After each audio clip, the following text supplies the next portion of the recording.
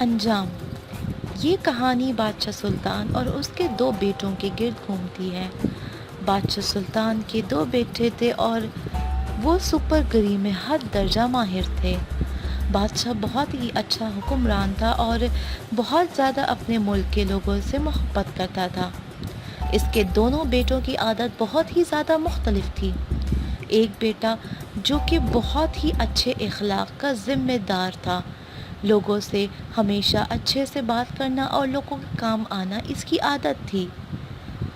اس کا یہ بیٹا انصاف پسند ہونے کے ساتھ ساتھ بہت ہی زیادہ نرم مزاج مانا جاتا تھا، جہاں تک کہ اس کا دوسرا بیٹا بہت ہی زیادہ بدتمیز، بد اخلاق اور خود غرض مانا جاتا تھا۔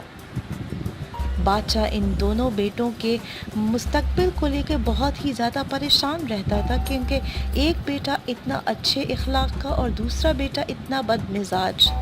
اگر میں کل کو مر گیا تو پھر ان دونوں کا کیا ہوگا، اور ایسا نہ ہو کہ یہ دونوں اس ملک کو لے کر لڑتے رہیں۔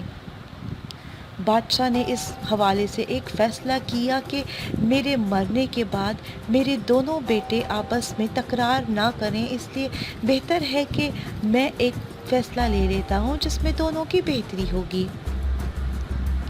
بادشاہ نے اپنے اس ملک کو آدھا آدھا دونوں بیٹوں میں تقسیم کر دیا۔ جب بادشاہ کی موت ہو گئی تو اس کے بعد دونوں بیٹوں نے اپنے اپنے ملک سنبھال لیے۔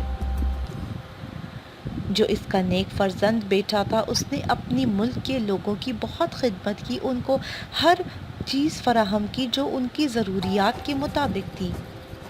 ہر شخص کے دل سے یہ دعا لینے والا تھا اور ہر شخص اس کی حکمرانی سے بہت ہی زیادہ خوش اور مطمئن نظر آتا تھا۔ دوسری جانب جو اس کا بد اخلاق بیٹا تھا، اس نے اپنے ملک کے لوگوں کا تو جیسے جینا ہی محال کر دیا تھا۔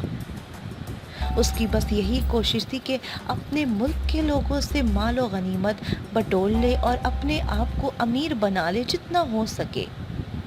اس کے ملک کے لوگ اس کی ان حرکتوں سے بہت ہی زیادہ پریشان تھے، کیونکہ اس نے آئے دن اپنے ملک کے لوگوں کو بہت ہی زیادہ پریشان کرنا شروع کر دیا تھا۔ یہ بات اس حد تک بڑھ گئی کہ آخر کار اس کے ملک کی عوام نقل مکانی پر مجبور ہو گئی۔ جہاں ایک بیٹے کے ملک میں ترقی آ گئی، دن دگنی رات چگنی خوشحالی ہی پیدا ہو گئی، اور دوسری طرف دوسرے بیٹے کے ملک میں اتنی بدحالی آ گئی کہ لوگ ملک چھوڑ کر جانے پر مجبور ہو گئے۔ اس بات کا فائدہ ایک ملک کے بادشاہ نے اٹھایا جو پڑوسی ملک کا بادشاہ کہلاتا تھا۔ اس کو جب یہ پتہ چلا کہ اس ملک کے حالت اتنے برے ہو گئے ہیں تو اس نے نہ آؤں دیکھا نہ تاؤں، اس نے اس ملک پہ حملہ کر دیا اور قبضے کی کوشش کی۔ چونکہ یہ مالک جو تھا، اس کا دوسرا بیٹا، یہ اپنے ملک کے لوگوں کے لیے اچھا ثابت نہیں ہوا تھا، تو اس کا کسی نے ساتھ نہیں دیا اور دشمن بادشاہ نے اس کو شکست دے دی۔